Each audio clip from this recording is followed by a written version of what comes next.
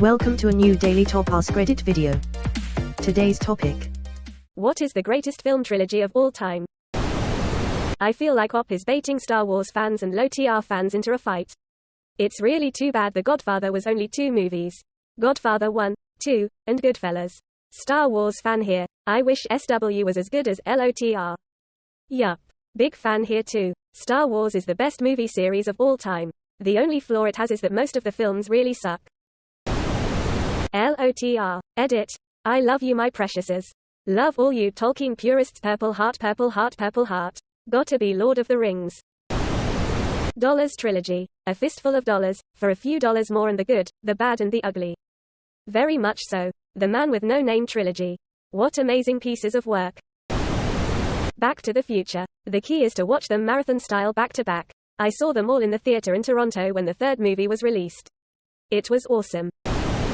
Blade trilogy. Blade Sling Blade Blade Runner. MMHMM.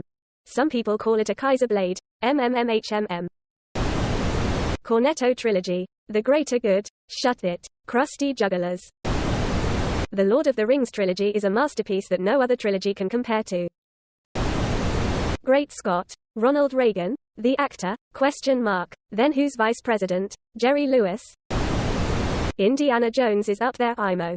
If only they'd stopped at 3. They did stop at 3, though. That's what I tell myself. Before Sunrise, Before Sunset, Before Midnight. Before Sunset will always be my favorite romance film. The whole film is perfect and it's just 2 people walking around talking. The increasingly inaccurately named Hitchhiker's Guide to the Galaxy trilogy. My favorite thing about Hitchhiker's Guide is that it's been a book, radio play, TV show, movie, video game, and in every instance Douglas Adams changed the story a little bit. So there isn't any canon. I know very little about the man, but that sounds like exactly something he'd do. How to Train Your Dragon. Poor dad. Still traumatized by that. Your beloved pet being forced to murder your father right in front of your eyes. Just after it looks like your family is getting back together. DreamWorks wasn't fucking around. Naked Gun. Naked Gun 1. Naked Gun 2.5. Naked Gun 33 1/3. All fucking brilliant. 33 1/3 is actually my favorite. The first movie is my favorite, but the third has some of my favorite gags in the entire series. The sperm center scene is one of the best in the trilogy. The prison riot scene is solid gold. The scene where Jane is breaking up with Frank and everything moves impossibly quickly kills me. Every time. The way the cab driver checks his watch impatiently is perfect. And that's not even mentioning the one-liners. Like a midget at a urinal. I was going to have to stay on my toes. Kinky. But I like my sex the way I play basketball, one-on-one with as little dribbling as possible. Rocco could tell from my little escapade in the shower that I was well endowed with courage. Quote. The Dark Knight trilogy by Christopher Nolan. Austin Powers. Finally, someone in this thread with class. Yeah, baby. The Evil Dead trilogy fucking slaps. Hail to the king, baby. Bruce Campbell is goated. Truly love him every time I see him. Toy Story. You can't deny how solid each of those films are. But there's 4. We do not speak of 4. 1, 2 and 3 are perfect.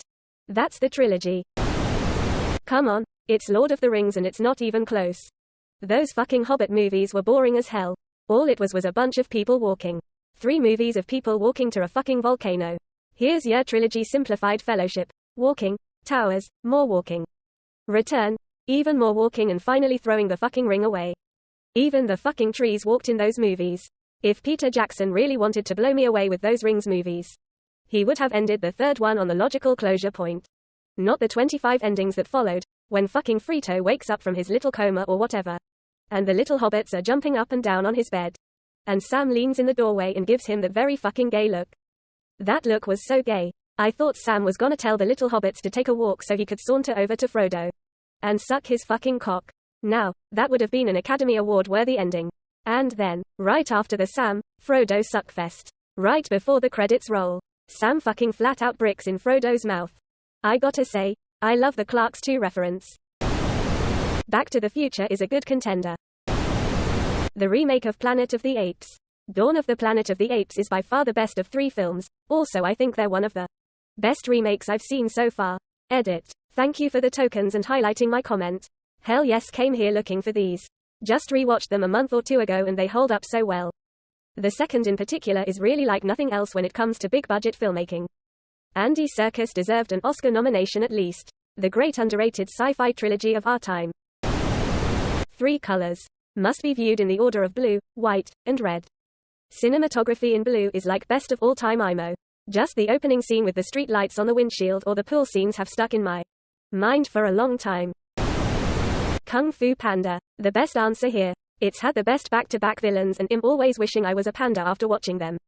You know, the villain from number 2 was actually really good, right up there with Avatar. Very underrated and a very complete trilogy. First movie, Po starts as an orphan dreaming to learn Kung Fu, but ends as a Kung Fu master. Second movie, Po continues his new Kung Fu master ways, but discovers the secret to his parents' disappearance. Third movie, Po reunites with his father, and reaches inner peace. And each movie is one part of the tenets of Kung Fu. Body, then mind, then spirit. Further, the villain in each one is a rival from past for each master of each one of these 3 pillars. In the first movie, Po looked up to Master Shifu's physical ability, so we got Shifu's villain. The third movie is Oogway's villain.